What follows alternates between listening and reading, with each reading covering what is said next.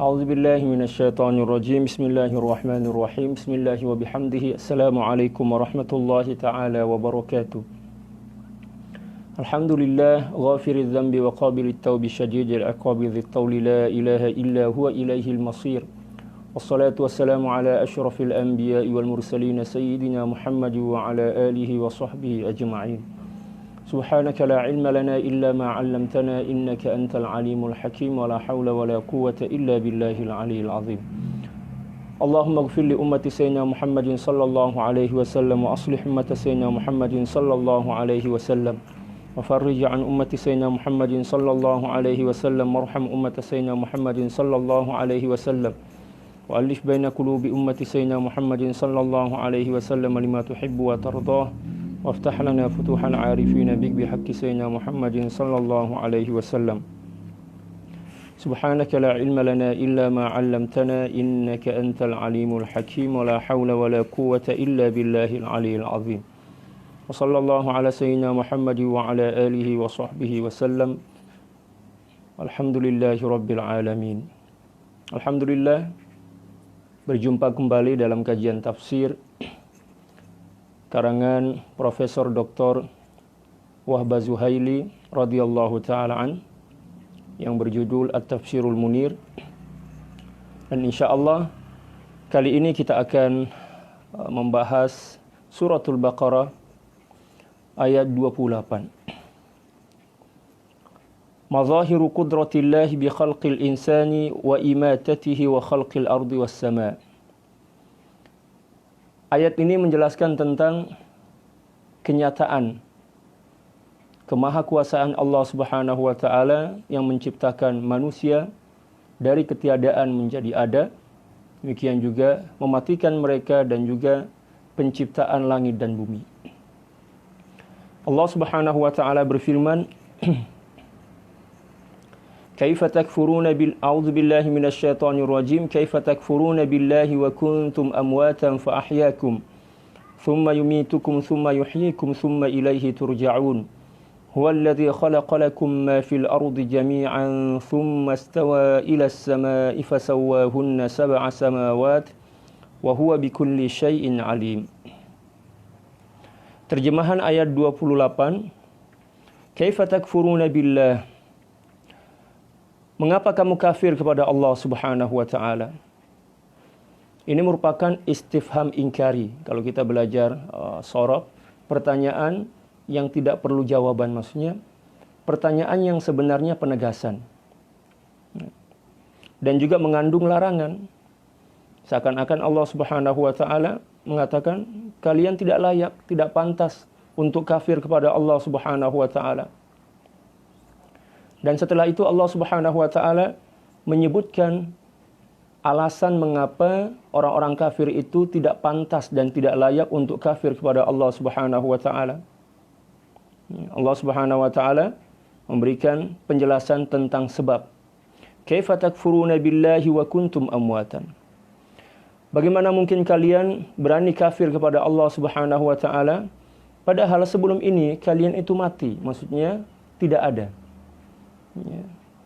Jadi manusia ini melalui dua kematian dan dua kehidupan.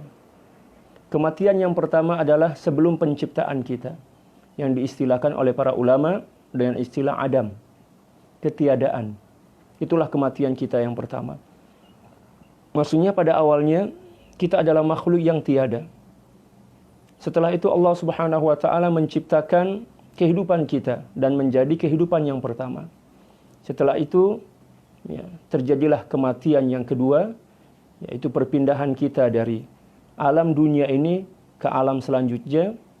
Dan setelah itu kita kembali masuk dalam kehidupan yang kedua, dan kehidupan itulah yang abadi dan selama-lamanya. Nah, seakan-akan Allah Subhanahu wa taala ingin mengatakan kepada orang-orang kafir, wahai orang-orang kafir, kalian tidak pantas dan tidak patut atau tidak layak, saya campur-campur bahasa ya, untuk ingkar dan kafir kepada Allah Subhanahu wa taala. Karena Allah Subhanahu wa taala telah memberikan nikmat yang begitu besar kepada kalian. nikmat yang tidak akan pernah kalian mampu bandingkan dengan nikmat yang lain, yaitu nikmat penciptaan. Ya. Sebelum itu kalian berada dalam ketiadaan. Maka nikmat penciptaan inilah yang merupakan nikmat yang paling agung yang pernah Allah Subhanahu wa taala anugerahkan kepada manusia dan seluruh makhluk, yang diistilahkan oleh para ulama dengan ni'matul ijad. Setelah itu Allah Subhanahu wa taala juga memberikan jenis-jenis nikmat yang lainnya. Di antaranya adalah fasiliti dunia, kehidupan ini, makan, minum, demikian juga seluruh apapun yang kita perlukan dalam kehidupan ini Allah Subhanahu wa taala berikan. Dan nikmat atau jenis nikmat yang kedua ini diistilahkan oleh para ulama dengan ni'matul imdad. Yang pertama ni'matul ijad, dan yang kedua adalah ni'matul imdad. Lalu Allah Subhanahu wa taala melanjutkan menceritakan tentang sebab yang menyebabkan orang-orang kafir ini sepantasnya atau sepatutnya tidak ingkar kepada Allah Subhanahu wa taala. Wa kuntum amwatan fa ahyakum. Pada mulanya kalian adalah makhluk-makhluk yang mati, berada dalam kematian, yang maksudnya ketiadaan.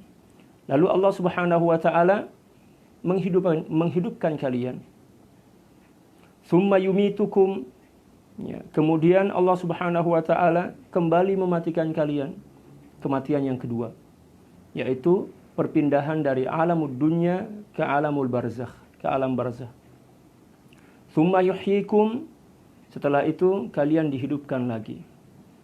Ya, proses kehidupan yang kedua itu terjadi ketika dibangkitkannya seluruh makhluk dari kubur mereka. Itulah proses kehidupan yang kedua. Dan proses kehidupan yang kedua inilah yang paling panjang. Tsumma yumitukum tsumma yuhyikum tsumma ilaihi turja'un. Kemudian hanya kepada Allah lah kalian dikembalikan. Maksudnya hanya kepada ketentuan Allah lah kalian dikembalikan. Bukan berarti kita kembali kepada Allah yang seakan-akan Allah itu suatu tempat. Ya, tempat tujuan kita kembali, tidak. Maksudnya kemudian kalian dikembalikan ke suatu tempat sesuai dengan kehendak dan ketetapan Allah Subhanahu wa taala. Yang masuk surga ya surga, yang masuk neraka ya neraka, atau yang masuk neraka dulu transit setelah itu masuk surga, ya sesuai dengan ketentuan Allah Subhanahu wa taala. Jadi jangan kita salah memahami bahwa kembali kepada Allah itu maksudnya datang ya di hadapan Allah dan masuk ke dalam Allah. Tidak. Yang dimaksud adalah summa ilaihi turja'un, hanya kepadanya lah kamu dikembalikan, maksudnya hanya kepada ketetapan dan keputusannya kalian dikembalikan. Baik itu masuk neraka ataupun masuk surga. Selanjutnya Allah Subhanahu wa taala berfirman pada ayat 29, "Huwallazi khalaqalakum ma fil ardi jami'a." Kembali lagi Allah Subhanahu wa taala menjelaskan ketidakpantasan dan ketidakpatutan orang-orang kafir itu ingkar dan kafir kepada Allah. Alasannya adalah huwallazi khalaqalakum ma fil ardi jami'a. Dialah Allah yang telah menjadikan, yang menciptakan segala sesuatu yang ada di bumi untuk kalian. Itu nikmat, nikmatul imdad istilahnya. Tadi kan saya sebutkan bahwa nikmat itu ada dua jenis. Yang pertama adalah nikmatul ijad, nikmat penciptaan, dan yang kedua adalah nikmatul imdad, yaitu nikmat keberlangsungan hidup dengan seluruh fasilitas yang dianugerahkan oleh Allah Subhanahu wa taala. Allah mengingatkan kepada kita dan kepada orang-orang kafir agar mereka mensyukuri apa yang telah dianugerahkan oleh Allah Subhanahu wa taala, bukan malah mengkufuri. Allah mengingatkan kembali, kalian itu pada awalnya tidak ada. Aku ciptakan, aku hidupkan. Setelah itu aku matikan. Sebagai proses untuk masuk dalam kehidupan ya fase yang kedua. Setelah itu dikembalikan kepada Allah Subhanahu wa taala. Dialah Allah yang menjadikan segala sesuatu yang ada di bumi untuk kalian. Segala sesuatu yang ada di bumi ini ditundukkan oleh Allah Subhanahu wa taala untuk berkhidmat kepada kita, untuk melayani ya, apapun yang kita kehendaki di dunia ini. Dan tujuan Allah Subhanahu wa taala memberikan seluruh nikmat ini adalah agar kita gunakan sebagai wasilah untuk mendekatkan diri kepada Allah Subhanahu wa taala. Karena hakikat syukur adalah menggunakan apapun yang telah dianugerahkan oleh Allah Subhanahu wa taala untuk menyembahnya, untuk beribadah kepadanya. Dan jangan kita gunakan nikmat Allah Subhanahu wa taala itu untuk mengkufuri Allah, untuk mengingkari Allah, untuk bermaksiat kepada Allah Subhanahu wa taala. Karena sesuatu yang paling buruk adalah seorang yang telah diberikan hadiah, anugerah dari seorang yang lain, lalu anugerah dan hadiah itu digunakan untuk berkhianat, digunakan untuk menyakiti atau digunakan untuk berbuat jahat kepada orang yang memberikan hadiah tersebut. Itu antara manusia dan manusia. Dan makhluk yang paling buruk, yang paling jahat adalah makhluk yang ingkar nikmat atau kufur nikmat kepada Allah Subhanahu wa taala. Selanjutnya kata Allah Subhanahu wa taala, "Tsumma stawa ila as-sama'i fasawwahunna sab'a samawat." Kemudian dia berkehendak menuju ke langit, maksudnya kemudian kehendak Allah Subhanahu wa taala menuju kepada penciptaan langit. Dan ayat ini menjelaskan secara jelas bahwa ternyata bumi itu lebih dahulu diciptakan oleh Allah Subhanahu wa taala dibandingkan langit. Dan demikian juga pendapat-pendapat para ahli tafsir lainnya dalam tafsir-tafsir yang diantaranya adalah tafsir Al-Imam At-Tabari, disebutkan bahwa penciptaan bumi dan isinya itu lebih dahulu dibandingkan penciptaan langit. Dan ini merupakan tarbiyah pada diri kita, merupakan pendidikan bagi diri kita bahwa membangun sesuatu itu sebaiknya dari bawah, bukan dari atas. Mulai dari bawah, pondasinya, asasnya. Setelah itu baru atap. Kita diajarkan oleh Allah Subhanahu wa taala untuk melalui hidup ini dengan proses. Prosesnya dari bawah. Membuat pondasi yang kokoh, yang kuat, setelah itu tiang, demikian juga setelah itu barulah memasang atapnya. Karena langit itu merupakan atap bumi. Dan bumi ini merupakan lantai dari langit. Dan di sini Allah Subhanahu wa taala mengajarkan kepada kita untuk membuat lantai dulu, pondasi dulu, setelah itu baru memasang atapnya. Seakan-akan Allah Subhanahu wa taala memberikan isyarat kepada kita untuk melalui proses kehidupan ini secara bertahap. Dan dimulai dari bawah. Demikian juga kehidupan kita kan mulai dari bawah. Kita dilahirkan oleh ibu kita mulai belajar bergerak. Setelah itu tengkurap. Setelah itu duduklah. Setelah itu belajar berdiri, berjalan selangkah demi selangkah. Berjalan cepat, berlari, lompat, setelah itu mungkin terbang berproses. Fasawwahunna sab'a samawat, lalu Allah Subhanahu wa taala menjadikan 7 petala langit. Dan 7 petala langit ini lagi-lagi diciptakan oleh Allah Subhanahu wa taala untuk kepentingan diri kita. Untuk kepentingan diri kita. Sebagai makhluk yang bernama manusia yang ada di muka bumi. Dan dialah yang maha mengetahui segala sesuatu. Seolah-olah Allah Subhanahu wa taala ingin mengatakan kepada kita bahwa dialah Allah yang maha mengetahui kemaslahatan dari apapun yang diciptakannya, dan dia jugalah yang mengetahui makhluk apapun yang berada dan hidup di antara langit dan bumi. Allah maha mengetahui. Jadi jumlah makhluk yang Allah Subhanahu wa taala pernah ciptakan bukan hanya sejumlah manusia dan jin saja, tidak. Bagi setiap petala langit itu ada kehidupan. Bagi setiap planet, bagi setiap apapun yang pernah diciptakan oleh Allah Subhanahu wa taala, di situ ada kehidupan. Kehidupan dari makhluk-makhluk yang telah diciptakan oleh Allah Subhanahu wa taala yang hidup sesuai dengan cara yang telah ditetapkan oleh Allah Subhanahu wa taala. Ada yang hidup dengan ruh. Contohnya kita manusia. Manusia dan jin hidup dengan ruh. Ada yang hidup tanpa ruh. Contohnya pohon. Demikian juga angin. Dan pada hakikatnya kata para ulama, segala sesuatu yang diciptakan oleh Allah Subhanahu wa taala itu mempunyai kehidupan, tetapi kehidupan yang berbeda-beda sesuai dengan apa yang telah ditetapkan oleh Allah Subhanahu wa taala. Dari mana kita boleh mengetahui isyarat itu? Dari suatu ayat dalam suratul Isra, Allah Subhanahu wa taala berfirman, "Wa in min syai'in illa yusabbihu bihamdihi walakin la tafqahuna tasbihahum." Tidaklah sesuatu apapun, sesuatu kecil apapun kecuali senantiasa bertasbih kepada Allah. Dan bertasbih kepada Allah, kata para ulama, itu merupakan isyarat adanya kehidupan. Wa in min syai'in illa yusabbihu bihamdi walakin la tafqahuna tasbihahum.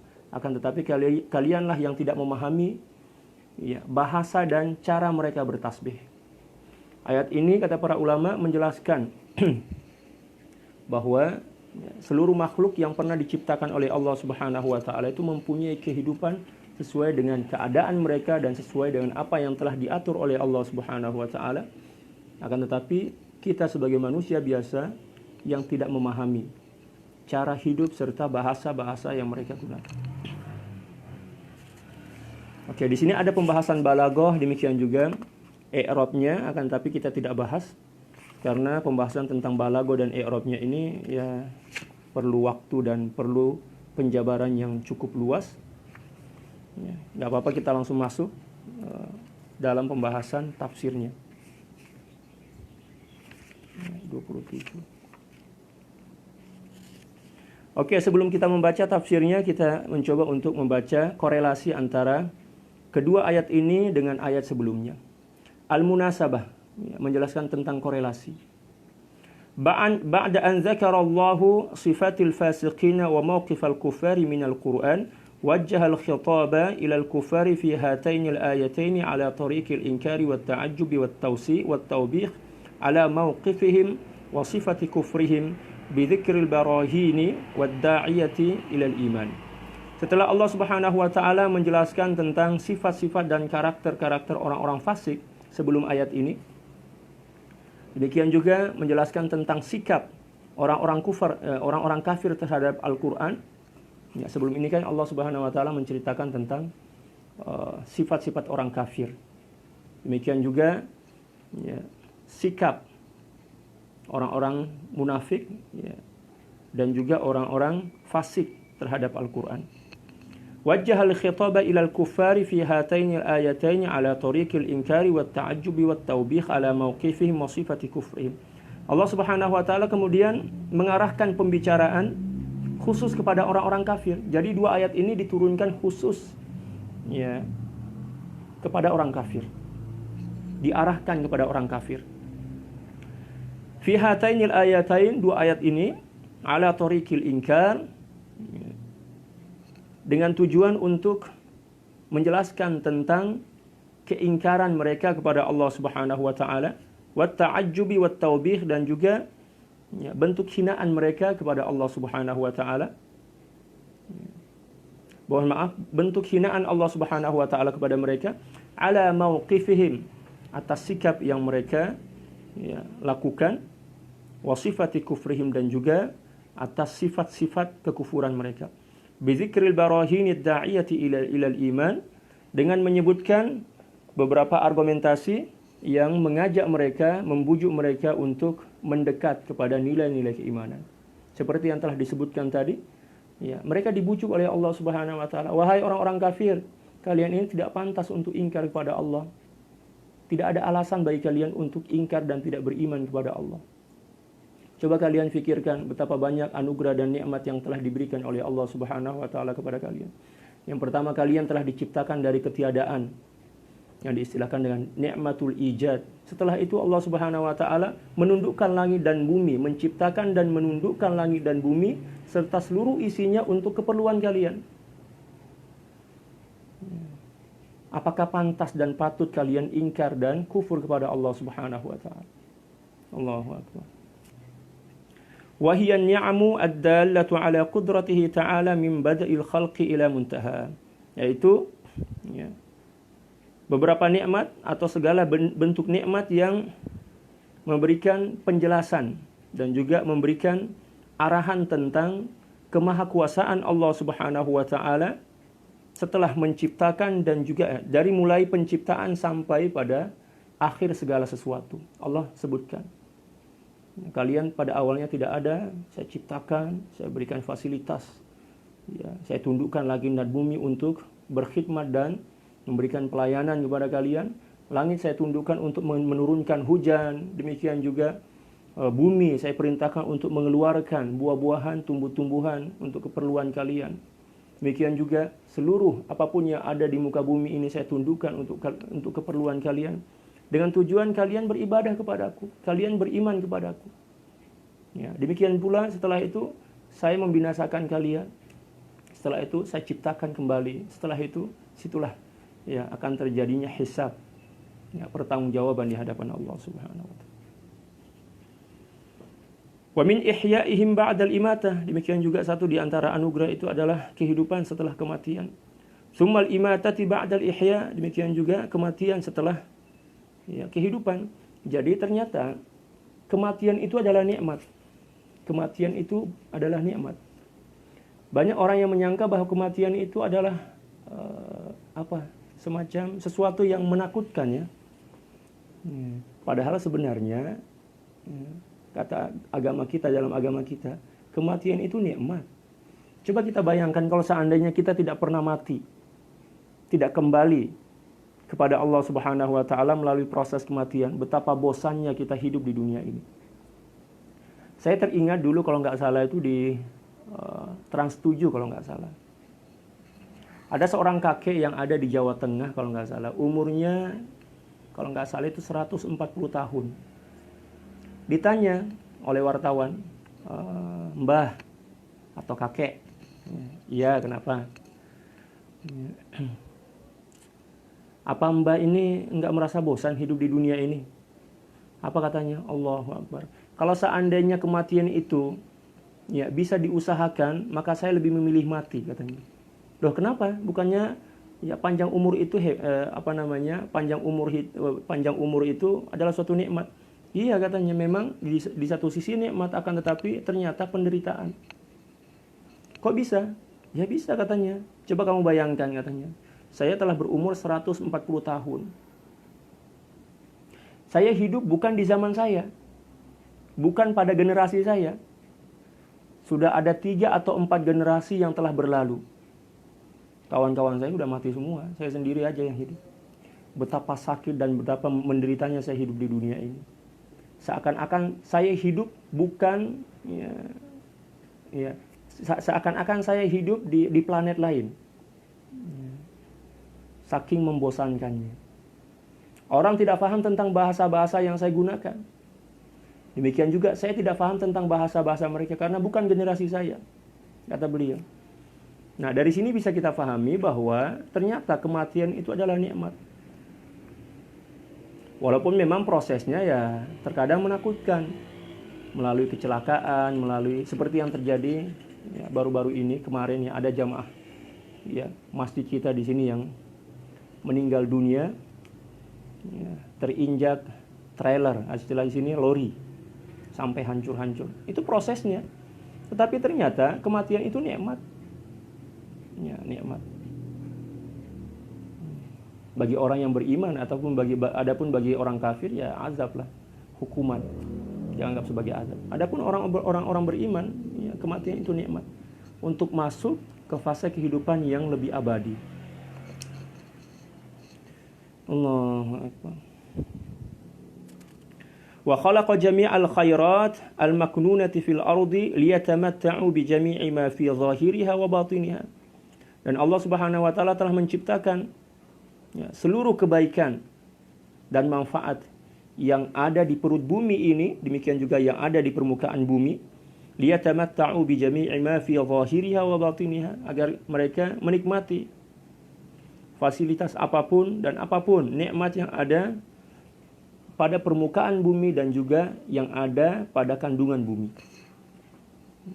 Coba kita lihat apa yang ada di atas muka bumi ini. Allahu Akbar. Banyak sekali nikmat, pemandangan, makanan, minuman. Setelah itu Allah Subhanahu wa taala juga memerintahkan bumi untuk mengeluarkan isinya yang bisa kita ambil manfaatnya. Emas, air, demikian juga yang lainnya. Semuanya untuk kita, agar kita gunakan untuk beribadah kepada Allah. Tapi betapa kufurnya manusia ini menggunakan nikmat yang dianugerahkan oleh Allah untuk bermaksiat kepadanya. Betapa kufurnya ya, makhluk yang bernama manusia.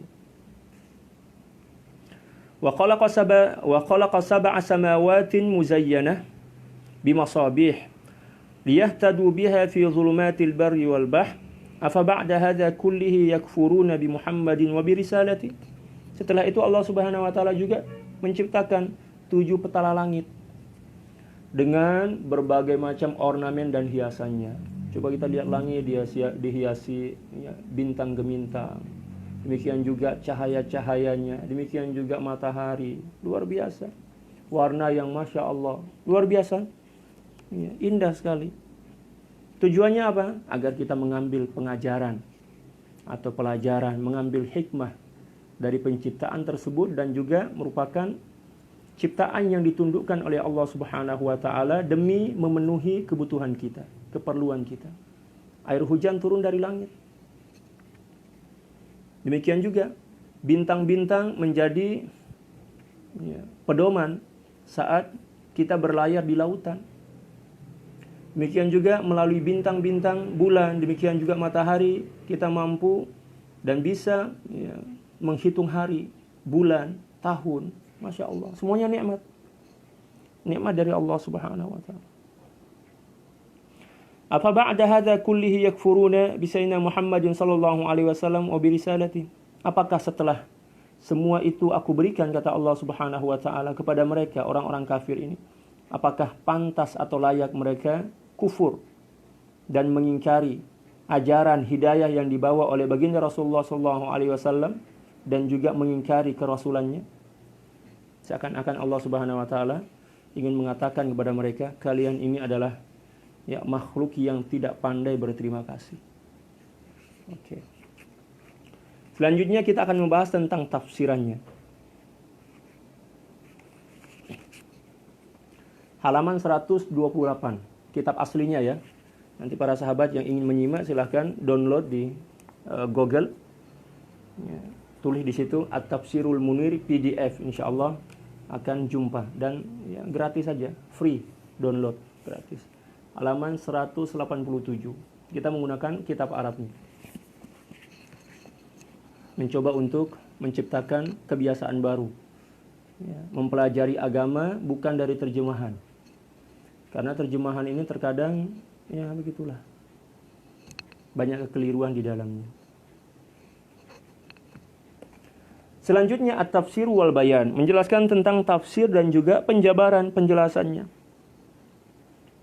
Ajibu halikum ayuhal kafirun, betapa ya, mengherankan sikap kalian wahai orang-orang kafir. Kaifa tunkiruna wujudallahi wa qudratahu ma'a anna Allah subhanahu wa ta'ala awjadakum fi hadhil hayati ba'dal maut. Bagaimana mungkin kalian berani ya, mengingkari kewujudan Allah Subhanahu wa taala dan kemahakuasaannya, padahal Allah Subhanahu wa taala lah yang telah menciptakan kalian setelah ketiadaan, setelah kematian, maksudnya menciptakan kalian dalam kehidupan ini setelah ya kalian melalui fase ketiadaan, menciptakan kalian dari ketiadaan. Apakah tidak cukup itu sebagai bukti tentang kewujudan Allah dan kemahakuasaannya? Seakan-akan Allah Subhanahu wa taala ingin berkata seperti itu pada orang-orang kafir ini. Wa atamma 'alaikum ni'amahu dhahiratan wa batinan. Bukan hanya menciptakan kalian, akan tetapi Allah menyempurnakan kepada kalian segala jenis nikmat, yang zahir demikian juga yang batin, yang nampak, yang kelihatan dan juga tidak nampak. Apa di antara nikmat yang tidak kelihatan? Kesehatan, akal, fikiran, hati, itu kan nikmat yang tidak kelihatan. Apa yang kelihatan? Makanan, minuman, air hujan, demikian juga yang lain. Wa wahabakum afdala muqawwimatil hayati minal aqil wal hawas wal masyair, dan juga menghadiahkan kepada kalian ya, keperluan ya, atau ya apa ya, Muqawimat itu maksudnya ya keperluan asas lah istilah kita. Keperluan asas dalam kehidupan mulai dari akal, ya. Demikian juga hawas panca indera, demikian juga perasaan, insting hati kita. Itu adalah nikmat yang sangat luar biasa. Dengan panca indera kita mampu membedakan antara yang baik dan buruk, mampu berjalan, ya, mampu merasa. Demikian juga dengan akal kita mampu berpikir, memilih mana yang terbaik, ya, bagi diri kita. Wa amaddakum bil arzaqil lati tukaffilu baqa'al haya. Demikian juga Allah Subhanahu wa taala menganugerahkan kepada kalian berbagai macam jenis rezeki, ya, yang menjadi sebab eksisnya kehidupan kalian. Maksudnya berkekalannya hidup kalian. Allah. Thumma amatakum ba'da inqidha'il ajal. Ba'da inqidha'il ajal. Kemudian Allah Subhanahu wa taala mematikan kalian setelah ya ajal kalian tiba. Dan seluruh kita akan mengalami dan melalui proses kematian ini. Kullu nafsin za'iqatul maut. Mau tidak mau tetap kita lalui. Siap tidak siap tetap kita lalui. Oleh karena itu alangkah lebih baiknya kita mempersiapkan diri untuk menyambut kedatangan kematian kita. Jangan menganggap, oh saya kan masih muda, umur saya kan baru 20 tahun. Ya, masih panjang lah kehidupan saya. Nggak ada jaminan. Karena kehidupan manusia ini bagaikan buah kelapa. Buah kelapa ya, para sahabat mungkin pernah lihat buah kelapa. Buah kelapa itu untuk jatuh dari pohon atau pokoknya tidak menunggu kering. Terkadang buah kelapa itu jatuh ketika masih dalam ya, bentuk pentil kecil sekali. Ya, terkadang agak besar sedikit. Terkadang dia jatuh ketika ya, masih muda, masih hijau. Dan terkadang juga jatuh ketika kering. Akan tetapi tidak menunggu kering dulu baru jatuh. Demikianlah gambaran ajal, gambaran kematian. Akan datang menghampiri setiap manusia ya, kapanpun dan dimanapun. Oleh karena itu para ulama mengatakan al-mautu ya'ti baghtatan wal qabru sundukul amal. Kematian itu akan datang secara mengejut kalau dalam bahasa Melayu. Datang tiba-tiba. Terkadang kita sedang ada di antara kita yang sedang menikmati makanan, ya kalau sudah sampai waktunya ya mati. Seperti yang viral atau viral dalam Facebook kan, ada orang yang sedang diwawancarai interview, ya, mati ya matilah. Ada orang yang sedang main bola sepak atau sepak bola. Ada orang yang sedang menari-nari. Ada seseorang yang sedang sholat. Alangkah bahagianya mereka yang sedang sholat. Ada orang yang sedang berenang. Allahu Akbar. Ada orang yang sedang naik motor. Seperti yang terjadi ya, di dekat rumah kami di sini. Sedang naik motor. Terpeleset. Ya, sebab hujan kan. 2 hari yang kemarin. Terpeleset, jatuh dan keinjak ya, mobil truk atau istilah kita di sini lori. Nauzubillah. Allahu Akbar. Itulah kematian. Apakah ini tidak cukup sebagai cambuk bagi kita untuk memperbanyak amal soleh demi menyambut kedatangan tamu yang tidak diundang tersebut? Ya. Kematian itu adalah tamu yang tidak diundang. Dan tidak pernah permisi, minta izin kepada kita untuk datang menjemput diri kita. Nggak pernah. Malaikat bilang, Mas, minta izin ya, saya mau cabut nyawa sampean karena sudah sampai waktunya. Nggak ada. Kalau seandainya malaikat itu datang minta izin kepada kita, ketika dia minta izin kepada kita, kita masih ada sempat, masih ada waktu untuk bertaubat kan, walaupun ya 1 detik, 2 detik, tapi ya, kematian itu datang secara tiba-tiba dan malaikat yang membawanya pun tidak permisi kepada kita. Langsung ambil aja mas. Ya.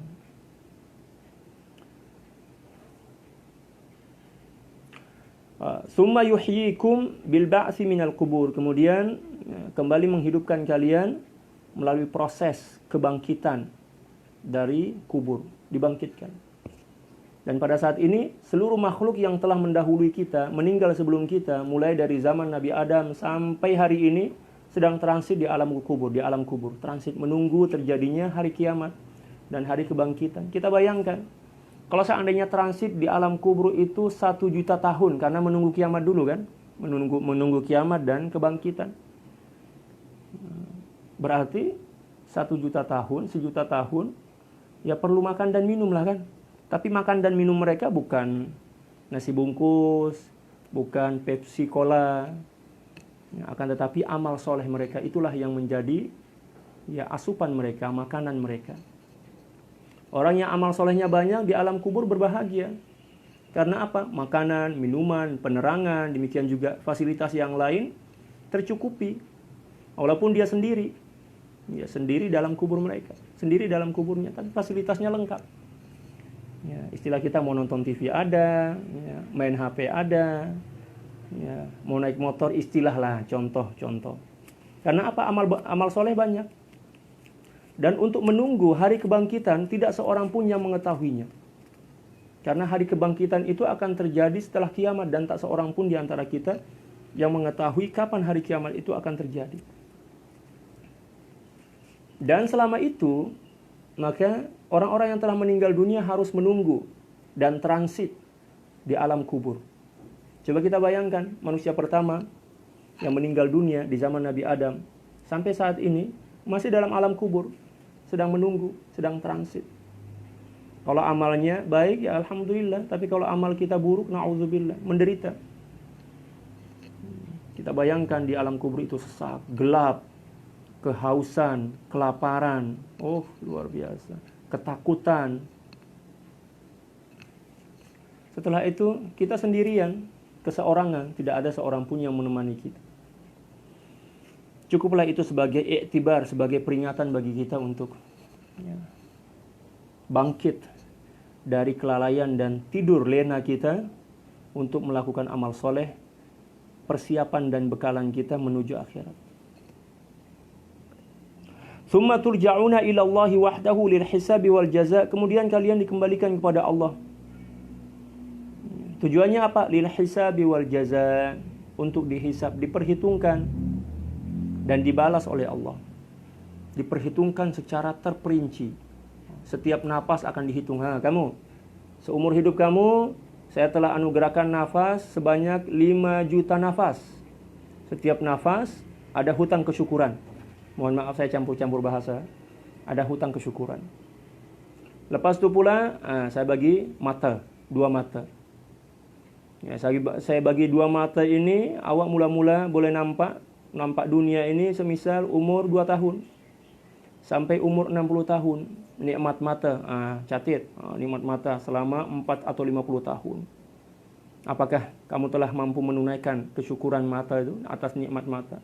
Demikian juga langkah kita akan dihitung oleh Allah. Kamu telah melangkah ke sana kemari, saya berikan 2 kaki, kekuatan, demikian juga kekokohan agar kamu bisa melangkah. Membawa tubuhmu kemanapun kamu kehendak. Apakah kamu menggunakan kaki itu untuk melangkah ke tempat-tempat yang baik atau ke tempat-tempat maksiat? Demikian juga pikiran kita akan dihisab oleh Allah. Saya telah memberikan anugerah akal kepadamu untuk membedakan antara hak dan batil. Sudahkah kamu menggunakan akal itu untuk beribadah kepada Allah sesuai dengan apa yang menjadi tujuan anugerah itu saya berikan kepadamu? Demikian juga kulit kita, alat perasa kita, seluruhnya akan dipertanggungjawabkan di hadapan Allah Subhanahu. Ditambah lagi dengan harta benda yang diberikan oleh Allah kepada kita. Rumah kita, sudahkah rumah itu kita jadikan sebagai tempat untuk beribadah kepada Allah? Tempat menjamu tetamu kita, tempat memberikan perlindungan dan pendidikan kepada anak dan istri kita. Demikian juga kereta yang diberikan oleh Allah Subhanahu wa taala kepada kita, sudahkah kita gunakan mobil dan kendaraan itu untuk datang ke rumah-rumah Allah, salat berjamaah, datang ke pengajian-pengajian, majelis ta'lim, majelis zikir, majelis salawat. Demikian juga pakaian kita, pakaian yang baru yang mahal-mahal kita belikan itu, sudahkah kita gunakan untuk salat? Sudahkah kita gunakan untuk beribadah kepada Allah, untuk mengaji? Ya Allah, banyak sekali. Ya Allah. Kalau kita membayangkan betapa beratnya hari perhitungan itu, maka kita tidak akan pernah sanggup dan tidak akan pernah berani untuk bermaksiat kepada Allah. Oleh karena itu, baginda Rasulullah SAW mengajarkan kita untuk senantiasa ingat kematian.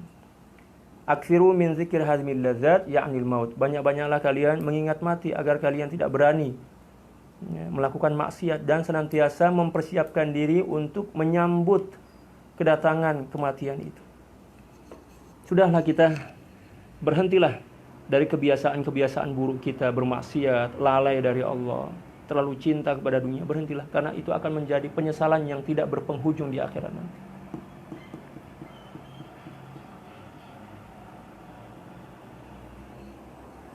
Allah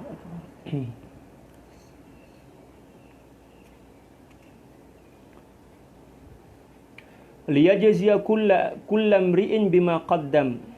Tujuannya adalah agar Allah Subhanahu wa taala memberikan balasan kepada setiap orang sesuai dengan apa yang telah dilakukan di dunia ini.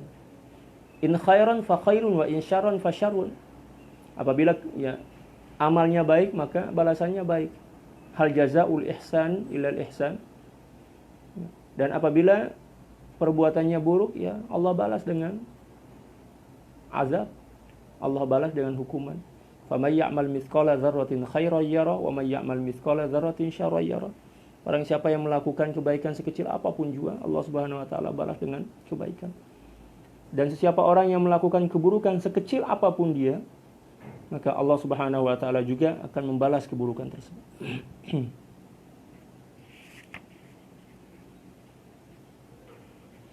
Walituhasaba kullu nafsin 'ala an-ni'mati allati an'ama Allahu biha 'alaikum.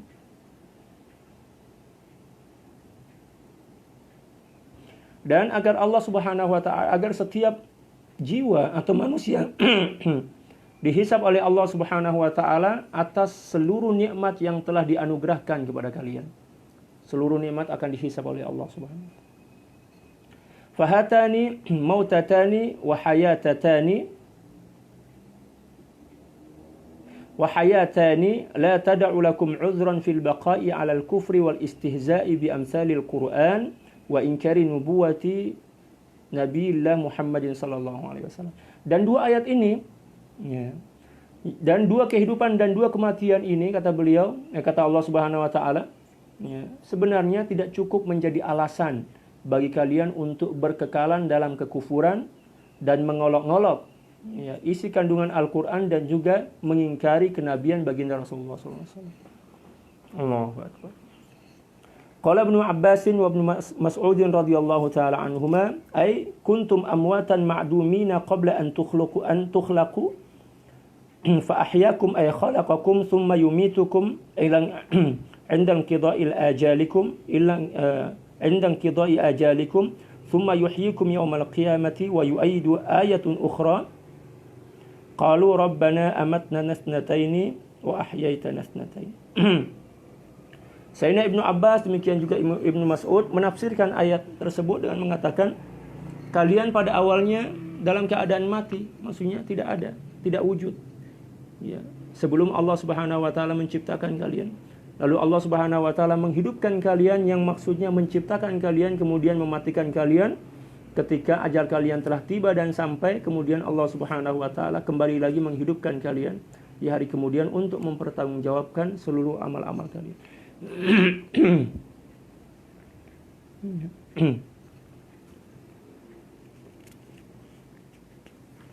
Oke, secara singkat, summa ba'da dzikril mabda'i wal muntaha. Kemudian setelah Allah Subhanahu wa taala menceritakan tentang permulaan kehidupan manusia dan juga penghujung dari kehidupan manusia, zakarallahu taala burhanan 'alal ba'tsah 'alal ba'thi. Maka Allah Subhanahu wa taala menyebutkan beberapa hujjah atau beberapa dalil tentang adanya hari kebangkitan. Ini merupakan ciri khas yang dimiliki oleh keyakinan atau akidah Islam. Kalau kita sebagai umat Islam, kita meyakini bahwa kematian itu bukan akhir dari kehidupan. Kematian bukan akhir dari kehidupan, akan tetapi kematian merupakan awal dari kehidupan baru. Kita meninggal dunia bukan berarti hilang dan punah. Akan tetapi kematian itu merupakan pintu masuk menuju ke alam baru, yaitu alam barzakh, alam penantian. Alam barzakh itu adalah alam penantian. Tidak seperti keyakinan yang dimiliki oleh agama lain. Misalnya agama Hindu. Mereka berkeyakinan bahwa kehidupan itu berakhir dengan kematian. Setelah kematiannya sudah selesai. Ya. Tidak ada kehidupan yang lain setelah itu. Adapun kita tidak seperti itu. Kita meyakini dalam Islam bahwa kematian dengan sampainya ajal itu merupakan awal dari kehidupan baru. Wa ala taujihin nufusi nahwal iman, dan juga Allah Subhanahu wa taala memberikan peringatan kepada setiap jiwa untuk beriman kepadanya. Fa abana annahu khalaqalakum al-ardha wa ma fiha. Lalu Allah Subhanahu wa taala menjelaskan, menerangkan kepada kalian wahai orang-orang kafir bahwa dialah yang menciptakan bumi dan seluruh isinya demi keperluan dan kebutuhan kalian. Litantafi'u bikulli ma fiha, agar kalian mengambil manfaat atau munafaat dari seluruh apapun yang ada di atas bumi tersebut. Wa ta'tabiru bi anna Allah huwal khaliqur razzaq, dan kalian mengambil iktibar bahwa sesungguhnya Allah jualah yang Maha Pencipta dan juga Maha Pemberi rezeki. Fayakunul intifa'u imma maddiyatan bil istifadati minal mawjudati al-'ainiyati fi halil ma'isha, wa imma ma'nawiyan bin nazari wal i'tibari fima la sultata li aidikum alaih. Dan pengambilan atau munafaat yang boleh diambil daripada kewujudan bumi dan seisinya ada dua jenis. Yang pertama madiyatan, yang bersifat materi, yang nampak, yang boleh disentuh. Misal makan, minum, yang ada dalam kehidupan yang nyata ini, minal mawjudatil ainiyati fi halil ma'isyah, dari seluruh yang wujud yang boleh nampak oleh mata dalam kehidupan di dunia ini. Makan, minum, kendaraan, itu yang dimaksud dengan intifa' maddiyah. Intifa' maddiyan. Yang kedua, wa imma ma'nawiyan, munafaat atau manfaat yang sifatnya maknawi, yang setakat boleh dipahami oleh akal dan hati dan tak boleh nampak oleh mata. Bin nadhari wal i'tibari fima la sultata li aidikum alai, yaitu dengan mengambil pengajaran dan iktibar dari seluruh apa yang telah diciptakan oleh Allah Subhanahu wa taala, dan menyadari bahwa manusia tidak akan pernah mampu melakukan hal yang serupa dengan itu. Sehingga kita yakin bahwa ternyata ada kekuatan yang maha gaib, yang maha kuasa, yang telah menciptakan dan menyusun segala apapun yang ada di muka bumi ini. Kita melihat laut misalnya, kita sadar, Masya Allah, maha suci Allah Subhanahu wa ta'ala, dan maha mampu menciptakan laut yang begitu luas. Di dalamnya penuh dengan kehidupan ikan, ada mutiara di dalamnya, air. Demikian juga di saat kita melihat langit dengan 7 petalanya, kita melihat ternyata langit ini luar biasa, begitu besar, dan tak seorang pun yang mengetahui isi kandungan serta berat dan juga luasnya. Allah Subhanahu wa taala ciptakan tanpa tiang. Kita tengoklah kan, langit itu betapa luas dan besarnya, betapa beratnya, tanpa tiang. Luar biasa. Bila mana kita menggunakan akal fikiran kita dengan jernih, dengan baik, untuk mencari iktibar, untuk mencari pengajaran, untuk mencari hikmah dari seluruh apapun yang telah diciptakan oleh Allah Subhanahu wa taala, sebenarnya sudah cukup bagi orang-orang kafir untuk membimbing mereka, untuk menghantar mereka beriman kepada Allah Subhanahu wa taala. Akan tetapi yang menjadi masalah bagi orang-orang kafir ini, ketika Allah Subhanahu wa taala menjelaskan tentang dalil-dalil kewujudan Allah, demikian juga hikmah-hikmah dan pengajaran-pengajaran yang ada di langit dan di bumi, mereka malah mengolok-olok, demikian juga menghina isi kandungan Al-Quran, sehingga Allah murka dan mengunci fikiran dan hati mereka sehingga tidak boleh memahami apapun yang telah dizahirkan oleh Allah Subhanahu wa taala. Nauzubillah. Itu merupakan hukuman kepada orang-orang kafir.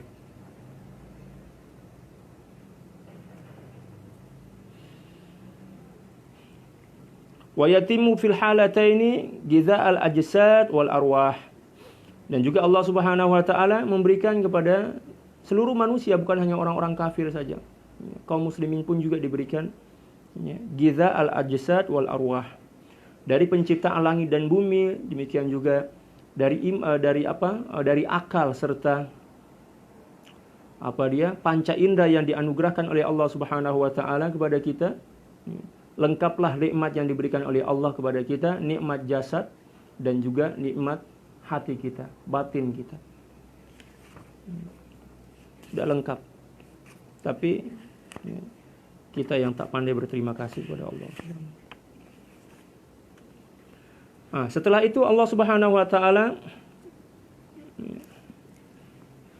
melalui penafsiran dalam kitab ini menjelaskan kepada kita, wa makkana Allah taala lil insani al hayata fil ardi bi idlalihi bis saqfil mahfuzi wa huwa as-samawatus sab'.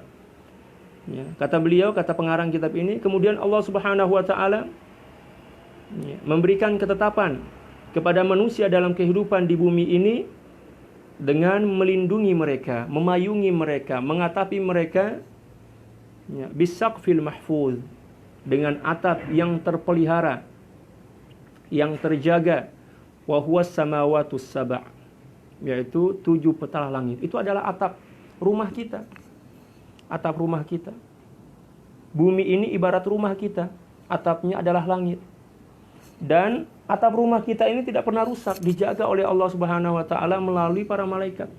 Di setiap petala langit itu ada para malaikat yang menjaganya. Ada yang memikul langit itu. Kalau seandainya Allah Subhanahu wa taala marah dan murka kepada kita, gampang saja Allah Subhanahu wa taala menghancurkan seluruh apapun yang ada di muka bumi ini. Cukup memerintahkan, wahai malaikat yang memikul langit ayo berhentilah pikul langit itu, lepaskan aja, supaya seluruh manusia yang ingkar di bumi ini hancur dan binasa. Tapi ternyata Allah Subhanahu wa taala masih memberikan kesempatan kepada kita untuk bertaubat.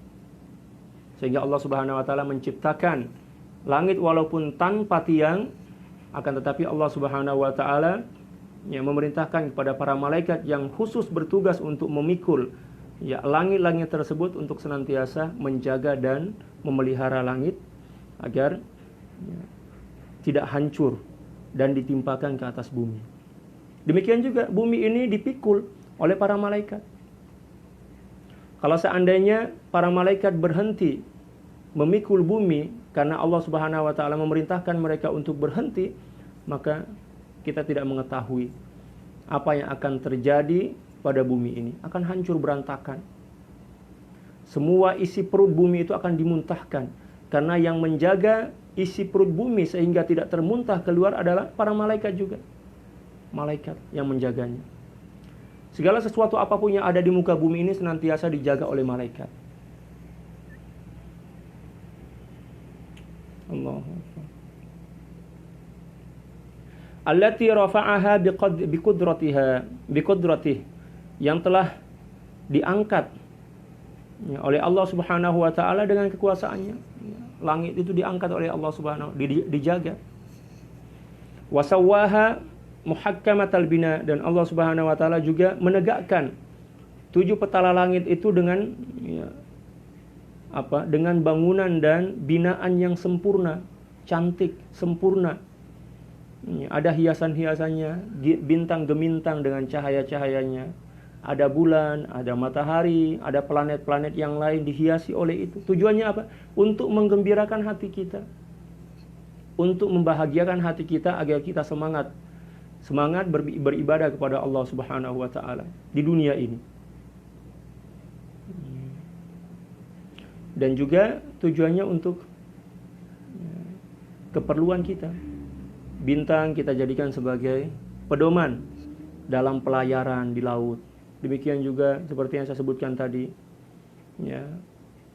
perpusingan atau perputaran bumi, dan demikian juga perputaran matahari sebagai ya, alat bagi kita untuk mengetahui pergantian hari, pergantian musim, pergantian tahun, demikian juga yang lain. Demikian juga untuk mengetahui waktu-waktu ya, salat, demikian juga yang lainnya. Wa aujadaha bihikmatihi, dan Allah Subhanahu wa taala menciptakan 7 petala langit itu dengan penuh hikmah.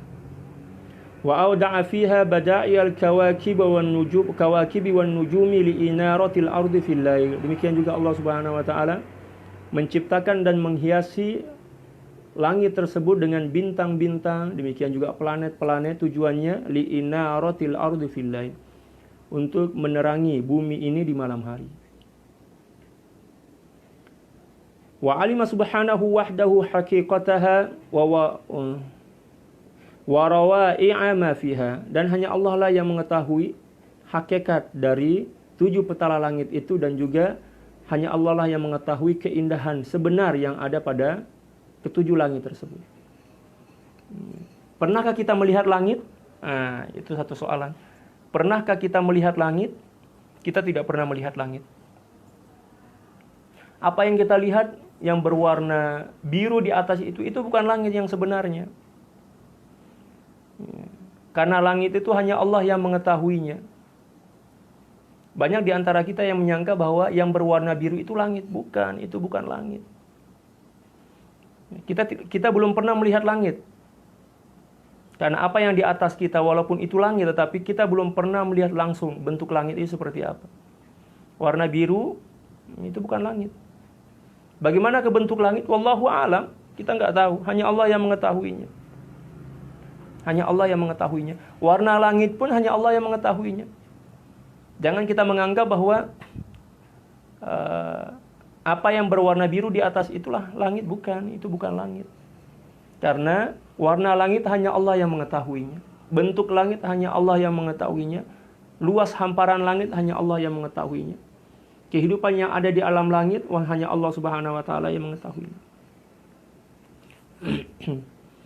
Itu maksud dari ungkapan ya, Profesor Dr. Wahbah Zuhali, wa alima subhanahu wa ta'ala haqiqataha wa rawai'a ma fiha. Wallahu alimun bikulli ma khalaqa fil ard wa fis sama. Dan Allah Maha mengetahui tentang apapun yang telah diciptakan oleh Allah Subhanahu wa taala, sama ada di bumi demikian juga di langit. Hanya Allah yang mengetahui jumlahnya, jenis-jenis makhluk yang telah diciptakan, hanya Allah yang mengetahuinya.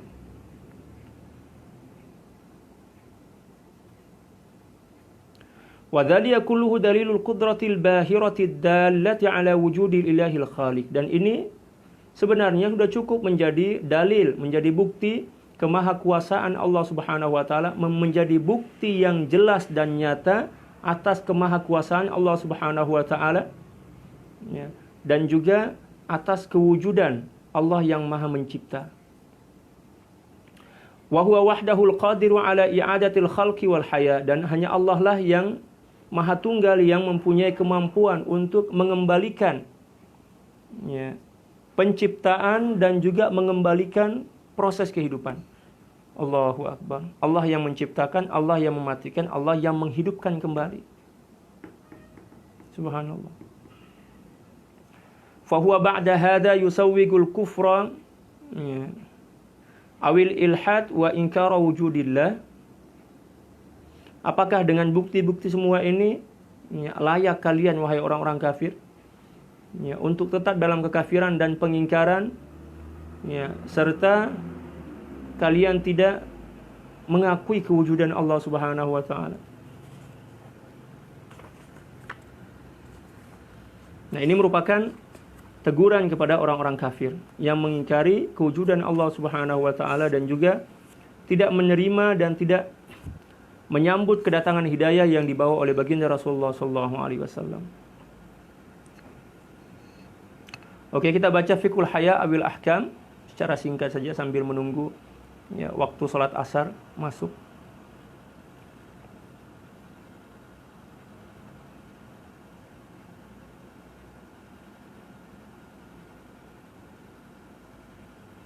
Wasful di sini beliau mengatakan wasful kufri yang tabiqu ala kulli man lam yusaddiq bi nubuwati sayyidina Muhammadin sallallahu alaihi wasallam fi ma jaa bih. Sifat-sifat atau sifat kekafiran atau sifat kufur itu terwujud atau ada ya pada setiap orang yang mengingkari atau tidak membenarkan kenabian baginda Rasulullah sallallahu alaihi wasallam, demikian juga ya terhadap apapun yang dibawa oleh baginda Rasulullah sallallahu alaihi wasallam. Wa in amanu bi kitabin samawiyyin sabiqin, walaupun ya mereka beriman kepada salah satu kitab samawi yang telah diturunkan sebelum Al-Qur'an.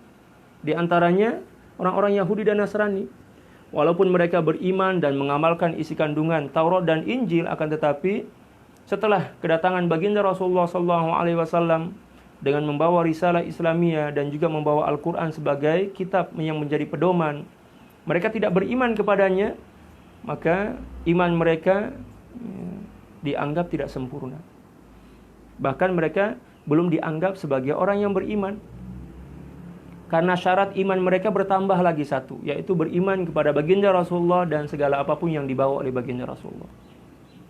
Walaupun sebelum kedatangan baginda Rasulullah SAW, apabila mereka masih beriman kepada Allah dan berpegang teguh kepada prinsip-prinsip kitab mereka sebelum ditahrif, sebelum diselewengkan, mereka dianggap beriman kepada Allah, dianggap sebagai orang-orang yang beriman. Akan tetapi setelah baginda Rasulullah SAW diutus dengan membawa ya seluruh perangkat ajaran agama Islam, baik itu kitabnya, demikian juga penjelasan-penjelasan baginda Rasulullah SAW, maka syarat iman mereka bertambah satu, yaitu beriman kepada baginda Rasulullah SAW dan juga beriman kepada apapun yang dibawa oleh beliau. Li'annahum lam yuqirru bi anna al-Qur'ana min 'indillah, karena mereka belum menetapkan dan belum mengakui bahwa Al-Qur'an itu berasal dari Allah Subhanahu wa taala. Wa man za'ama anna al-Qur'ana kalamul bashar faqad asyraka billah. Nauzubillah. Dan barang siapa yang menyangka bahwa Al-Qur'an itu merupakan ya ucapan manusia, yaitu baginda Rasulullah SAW, bukan kalam ilahi, faqad asyraka billah, maka sungguh dia telah syirik kepada Allah. Walaupun yang diingkari dan dinafikan hanya satu ayat, kita diwajibkan untuk mempercayai seluruh kandungan Al-Quran. Ya. Setiap kalimatnya, setiap ayatnya, setiap surahnya, demikian juga setiap hurufnya, wajib kita imani. Dan apabila seseorang mengingkari walaupun satu kata atau satu huruf dalam Al-Quran dengan sengaja dan penuh dengan kesadaran, maka seketika itu juga dia kafir kepada Allah Subhanahu wa taala. Oleh karena itu, kita diajarkan oleh para ulama ya untuk mengenal jenis-jenis qiraat dalam Al-Quran. Tujuannya apa? Tujuannya agar ketika kita mendengar satu qiraat atau bacaan yang tidak sesuai dengan bacaan kita tidak serta-merta mengingkari dan mengatakan itu salah. Karena boleh jadi qiraat yang digunakan oleh si pembaca itu tidak sesuai dan tidak sama dengan qiraat kita. Kita dianjurkan untuk mempelajari qiraat walaupun yang dasar-dasar saja. Mengenal ya perbedaan qiraat. Kalau kita kan menggunakan qiraat Hafs an Asim kan. Tapi banyak qiraat yang lain, ada Kisai, ada Ibnu Katsir, ada Qumbul, demikian juga yang lain. Itu perlu kita kenali. Tujuannya agar ketika kita mendengar seseorang, baik itu sebagai seorang imam atau sebagai pembaca, mukri atau qari, membaca suatu ayat yang tidak sesuai dengan bacaan kita tidak cepat-cepat mengingkari dan menyalahkan. Karena apabila seseorang menyalahkan dan mengingkari dengan penuh kesadaran dan pengingkaran itu ya, disengaja tanpa ada disengaja, maka boleh menyebabkan kekafiran. Nauzubillah tsumma nauzubillah. Wasara naqidan lil ahdi, dan orang yang mengingkari atau mengatakan bahwa Al-Quran itu adalah ya, ucapan manusia, berarti dia telah ya, mengingkari janji yang telah mereka ikrarkan dan telah mereka ambil ya, melalui kitab suci mereka. Di dalam Al-Quran, di dalam Taurat dan Injil kan orang-orang Yahudi dan Nasrani pada saat itu diambil sumpah oleh Allah Subhanahu wa taala untuk beriman kepada baginda Rasulullah dan juga beriman kepada kitab suci yang akan diturunkan ya, melalui baginda Rasulullah sallallahu alaihi wasallam. Mereka diambil janji dan mereka berjanji. Dan apabila mereka tidak beriman kepada Al-Quran, apatah lagi mengatakan bahwa Al-Quran itu adalah kalam manusia, maka mereka telah mengingkari janji mereka untuk beriman dan mengakui kitab suci Al-Quran. Wal adillatu ala qudratillahi wa wujudihi katsiratun minha ma dzakarathu hadhihi al-ayah wa huwa khalqul ardi wa ma fiha was samawati wa ma abda'a fiha wa khalqil insani minal adam thumma imatatihi thumma wa khalqul insani minal adam thumma imatatuhu wa thumma ihya'uhu thumma hisabuhu ala ma qaddama fi masiratil hayatil bashariyah kama qala ta'ala kama bada'na awwala khalqin nu'iduhu fa i'adatuhum kabtidaihim fa huwa ruju'un fayukafa'ul mu'minuna bil jinan li imanihim wa amalihimus salih wa yu'adzabul kuffaru li kufrihim. Wal adillatu ala qudratillahi wa wujudihi katsiratun minha ma dzakaratu hadhil ayat. Dalil-dalil tentang kemahakuasaan Allah Subhanahu wa taala dan tentang kewujudan Allah Subhanahu wa taala sangat banyak, di antaranya adalah ayat yang disebutkan tadi. Walladzi khalaqalakum ma fil ardi jami'an tsumma istawa ila as-sama'i fasawwahunna sab'a samawat wa huwa bikulli syai'in wa huwa bikulli syai'in alim kan. Wa huwa khalqul ardi wa ma fiha. Di antara tanda-tanda itu adalah penciptaan langit dan seluruh isinya, wasamawati wa ma ubdi'a fiha, demikian juga ya, penciptaan langit dan keindahan yang ada yang menghiasi langit tersebut. Wa khalqul insani minal adam, penciptaan manusia dari ketiadaan. Summa imatatuhu, kemudian kematian mereka. Summa ihya'uhu, kemudian ya, penghidupan mereka kembali. Summa hisabuhu ala ma qaddam fi masiratil hayatil basyariyah.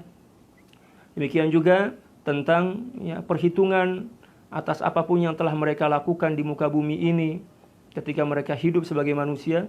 Kama qala ta'ala, seperti yang telah difirmankan oleh Allah Subhanahu wa taala, kama bada'na awwala khalqin nu'idu. Seperti mana atau sebagaimana kami telah ya, memulai penciptaan makhluk, demikian juga kami akan mengulang kembali penciptaan itu setelah kematian, membangkitkan kembali. Allah Maha Kuasa. Tidak ada perbedaan antara menciptakan sesuatu dari ketiadaan dan juga membangkitkan sesuatu setelah binasa. Bagi Allah tidak ada perbedaan. Semuanya gampang. Dan tidak ada istilah membangkitkan itu lebih gampang dibandingkan menciptakan. Semuanya gampang, tidak ada istilah lebih gampang bagi Allah. Dulu saya teringat ketika masih ya belajar lah. Ya, ada seseorang yang bertanya kepada seorang ustadz. Ustadz, ya, lebih gampang mana bagi Allah, menciptakan atau menghidupkan kembali? Kata seorang ustadz ini, mungkin ya ustadz muda saat itu kan, masih muda ustadznya.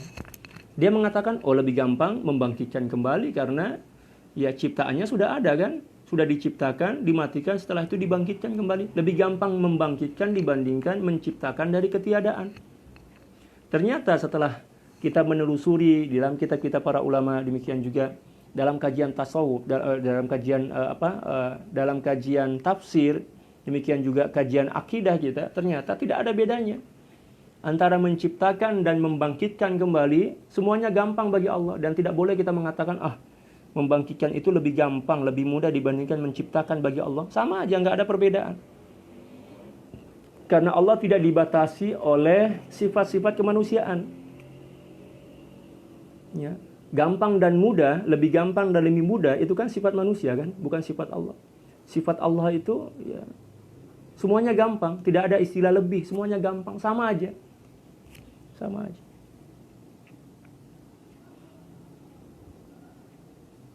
Oleh karena itu kata beliau, fayukafa'ul mu'minuna bil jinan. Jangan salah baca ya. Kalau janan artinya hati. Kalau jinan artinya surga, jannah. Itulah keunikan bahasa Arab. Ya, salah harokahnya saja maka makna yang ditimbulkan pun akan berbeda. Contoh misalnya birrun, barrun dan burun. Hurufnya sama, dua kan? Ya. Birrun artinya ya, kebaikan, birrun kebaikan. Ya. Kalau barrun artinya daratan, hamparan daratan. Kalau burun artinya gandum yang kita makan tuh, burun, gandum. Ya. Demikian juga janan dan jinan. Janan artinya hati, jinan artinya surga. Sama juga jannah, junnah dan jinnah. Ya, kalau jannah artinya surga, junnah artinya perisai. Perisai. Tameng. Ya, jinnah artinya jin perempuan. Itulah keunikan bahasa Arab. Oleh karena itu, kata para ulama, wa kullu man fassara al-Qur'ana ma' jahlihi bin nahwi was-sarfi annahu abul fitani. Setiap orang yang mencoba untuk menafsirkan Al-Qur'an tanpa memahami ya, dasar-dasar bahasa dengan baik, nahwu dan sorof, demikian juga ilmu-ilmu yang lain, ketahuilah bahwa dia itu pendusta. Apatah lagi belajar tafsir hanya sebatas dari kitab terjemahan. Wow. Itu sudah merupakan kesalahan yang fatal. Belajar tafsir itu harus dari kitab tafsir asalnya, aslinya, kalau dalam bahasa Indonesia yang aslinya.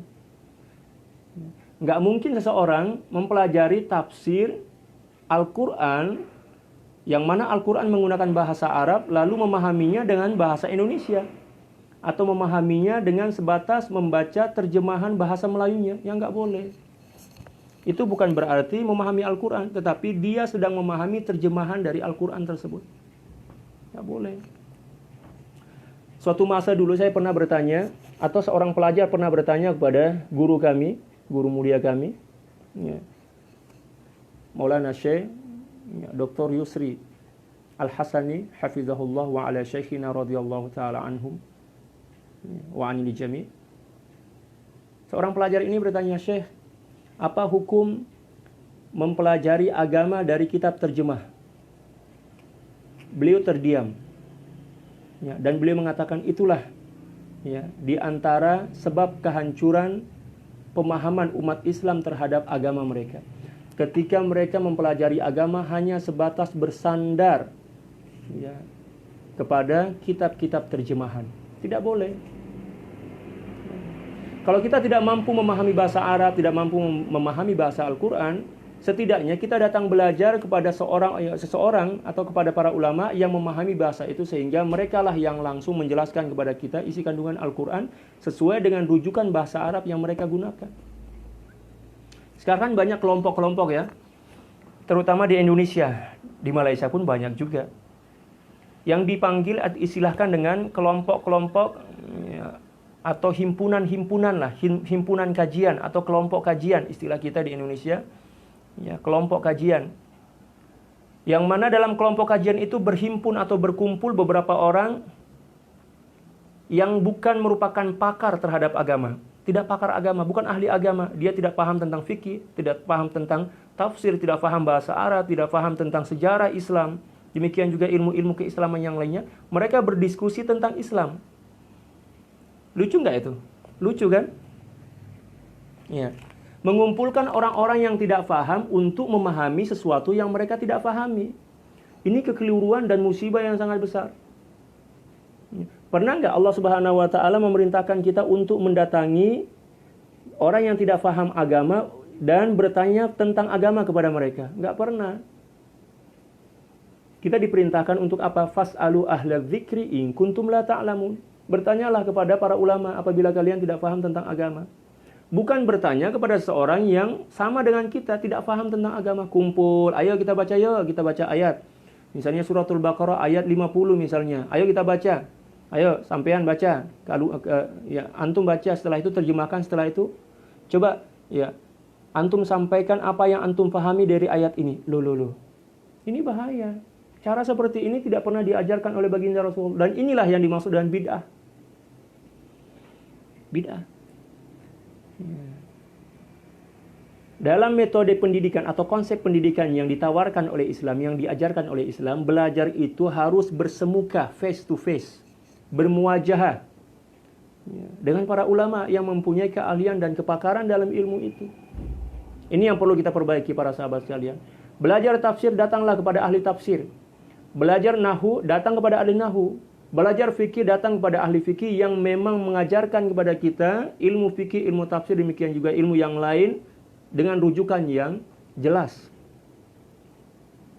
Ya. Rujukannya apa? Kitab-kitab para ulama, kitab-kitab Arab. Jangan menggunakan terjemahan. Jangan menggunakan terjemahan. Karena satu di antara sebab umat Islam ini semakin jauh dari nilai-nilai Al-Quran adalah ketika mereka mempelajari Al-Quran melalui terjemahan. Apatah lagi yang menerjemahkannya misalnya orang-orang yang tidak paham tentang apa yang mereka terjemahkan. Karena apabila kita mempelajari sesuatu dari terjemahan, terutama Al-Quran, demikian juga hadis, pada hakikatnya kita sedang mempelajari isi kepala dari orang yang menerjemahkannya, bukan mempelajari dan memahami Quran dan hadisnya. Inilah ketimpangan dan kehancuran yang terjadi di kalangan umat Islam di akhir-akhir ini. Belajar agama merujuk kepada para ulama.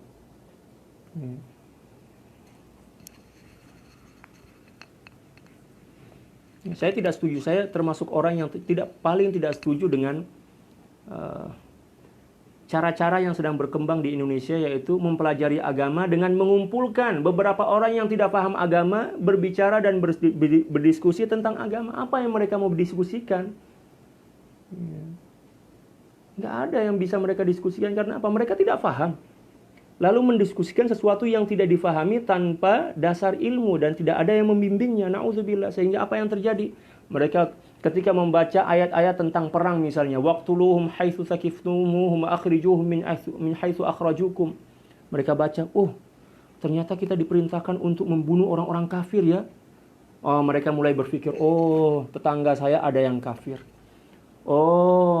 Teman saya itu kafir, berarti saya wajib membunuhnya. Na'udzubillah. Kenapa? Karena mereka memahami ayat itu melalui terjemahan dan dengan otak yang kosong dari ilmu-ilmu alat untuk memahami Al-Quran tersebut. Di dalam konsep pendidikan yang ditawarkan oleh Islam, dia mempunyai jenjang, mempunyai susunan. Dimulai dengan memahami apa? Memahami bahasa Arab. Itu asasnya, dasarnya, pondasinya bahasa Arab. Mempelajari bahasa Arab dan menghafal Al-Quran. Oleh karena itu, di lembaga-lembaga pendidikan di Arab, lembaga-lembaga pendidikan Islam yang ada di Arab, pada awalnya anak-anak yang masuk belajar di lembaga-lembaga tersebut difahamkan atau diajari tentang kaedah-kaedah bahasa Arab dan juga menghafal Al-Quran. Menghafal Al-Quran dan belajar bahasa Arab, walaupun mereka adalah orang Arab, mereka pun mempelajari bahasa Arab. Karena bahasa Quran itu bukan bahasa pasaran, bukan bahasa ammiyah, akan tetapi bahasa Al-Qur'annya bahasa Al-Qur'an, bahasa yang fusha. Qur'anan Arabiyan ghairu dhi iwaj. Disebutkan dalam Al-Qur'an. Mempelajari nahwu, shorof, balaghah, ma'ani, mempelajari arud, mempelajari ilmu qawafi, demikian juga ilmu-ilmu alat yang lainnya yang jumlahnya kata para ulama tidak kurang daripada 13 cawangan ilmu, 13 cabang ilmu. Demikian juga menghafal Al-Quran, menghafal Al-Quran dan mempelajari bahasa Al-Quran, mempelajari nahwu dan shorof, demikian juga ilmu-ilmu yang lain. Setelah itu, barulah mereka masuk dalam jenjang memahami apa yang mereka telah hafal. Dengan merujuk kepada kitab-kitab para ulama dan dibimbing oleh para ulama. Bukan baca sendiri. Tidak boleh belajar sendiri. Oleh sebab itu, kata para ulama, "Man la syaikhallah fasyaitanu syaikhullah."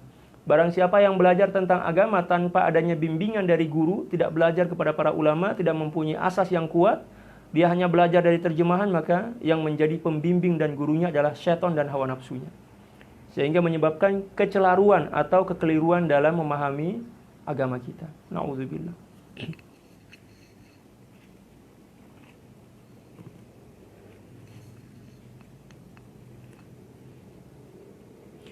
Nah, di ayat ini Allah Subhanahu wa taala mengajarkan kepada kita untuk menggunakan akal fikiran kita semaksimal mungkin dan juga menggunakan akal fikiran ini dengan tujuan untuk mencari kebenaran.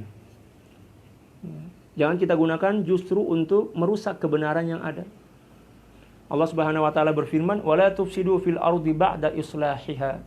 Janganlah kalian melakukan kerusakan di muka bumi ini setelah Allah Subhanahu wa taala memperbaikinya. Dengan cara apa? Menurunkan Al-Qur'an, mengutus para ulama sebagai pewaris para nabi dan rasul untuk menyampaikan risalah Islamiyah sesuai dengan manhaj Al-Qur'an dan hadis.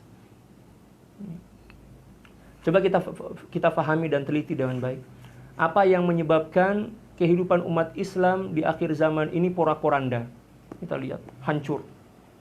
Satu di antara sebabnya karena pemahaman agama mereka sangat dangkal, dan itu pun juga penuh dengan kekeliruan karena mengambil ilmu agama dari sumber yang tidak jelas. Bahkan sekarang di media sosial itu Masya Allah kita jumpai, kita temukan banyak orang yang belum bisa membaca Al-Quran, belum mampu membaca Al-Quran dengan benar dan baik, tetapi sudah berani menghina para ulama. Sudah berani mempersalahkan para ulama, mengatakan, "Oh, ini salah, ini yang benar, ini seperti ini, seperti ini, seperti ini." Nauzubillah. Ente ini siapa? Mau mengoreksi dan mempersalahkan para ulama yang telah belajar ilmu berpuluh-puluh tahun. Merupakan kedunguan seseorang yang memberikan penilaian kepada seseorang yang keilmuannya lebih tinggi dari dirinya. Orang yang paling dungu adalah orang bodoh yang menilai dan menasihati para ulama. Nauzubillah. Kita lihat di media sosial kan, coba para sahabat yang aktif di media sosial, lihat. Mufti mengeluarkan suatu fatwa. Tiba-tiba ada komen. Kita lihat profilnya, ternyata ini abang tukang bakso ini, penjual bakso lah. Komen tentang pendapat mufti. Dia mengatakan, "Oh, ini salah, yang betul ini. Menurut akal saya, ini yang betul, itu salah." Nauzubillah. Agama itu bukan berdasarkan akal. Agama itu berdasarkan wahyu ilahi yang difahami melalui manhaj. Ada manhajnya. Manhaj. Melalui perangkat akal sehat. Memahami Al-Quran ada manhajnya. Bukan hanya sebatas menggunakan akal pikiran kita yang terbatas ini. Tidak. Ada manhajnya. Telah diatur oleh para ulama dari apa yang mereka fahami, dari isi Al-Quran dan hadis, dan mereka susun. Mereka rumuskan dalam bentuk kaedah-kaedah, yang dengan kaedah-kaedah inilah kita gunakan untuk memahami Al-Quran dan hadis. Para sahabat sekalian, cukup sekian yang bisa kita diskusikan dari tafsir Al-Munir ini. Semoga Allah Subhanahu wa taala senantiasa memberkahi kita dan memberikan hidayah dan taufik kepada kita dan membahagiakan kita dunia dan akhirat. Allahumma amin. Dan insyaallah kita akan berjumpa kembali pada pertemuan selanjutnya, baik dalam kajian tafsir, demikian juga kajian akhlak kitab Minhajul Abidin. Wallahu a'lam bishawab. Subhanaka la ilma lana illa ma 'allamtana innaka antal alimul hakim, wala haula wala quwata illa billahil aliyil azim. Sebelum kita menutup perjumpaan kita, marilah kita berselawat ke atas baginda Rasulullah, kepada baginda Rasulullah sallallahu alaihi wasallam dengan selawat singkat sebanyak 7 kali. Sebagai bentuk rasa terima kasih dan rasa cinta kita, ungkapan rasa terima kasih dan rasa cinta kita kepada baginda Rasulullah sallallahu alaihi wasallam. Innallaha wa malaikatahu yusholluna 'alan nabiy ya ayyuhalladzina amanu shallu 'alaihi wa sallimu taslima. Allahumma salli 'ala sayyidina Muhammadin 'abdika wa rasulika an-nabiyil ummi wa 'ala alihi wa sallim. Allahumma salli 'ala sayyidina Muhammadin 'abdika wa rasulika an-nabiyil ummi wa 'ala alihi wa sallim. Allahumma salli 'ala sayyidina Muhammadin 'abdika wa rasulika an-nabiyil ummi wa 'ala alihi wa sallim. Allahumma salli 'ala sayyidina Muhammadin 'abdika wa rasulika an-nabiyil ummi wa 'ala alihi wa sallim. Allahumma salli 'ala sayyidina Muhammadin 'abdika wa rasulika an-nabiyil ummi wa 'ala alihi wa sallim. Allahumma salli 'ala sayyidina Muhammadin 'abdika wa rasulika an-nabiyil ummi wa 'ala alihi wa sallim. Allahumma salli 'ala sayyidina Muhammadin 'abdika wa rasulika an-nabiyil ummi wa 'ala alihi wa sallim 'adada ma wasi'ahu 'ilmullah. Sekian, wallahul muwaffiq wal hadi ila sabilir rasyad wal 'afu minkum. Assalamu alaikum warahmatullahi taala wabarakatuh.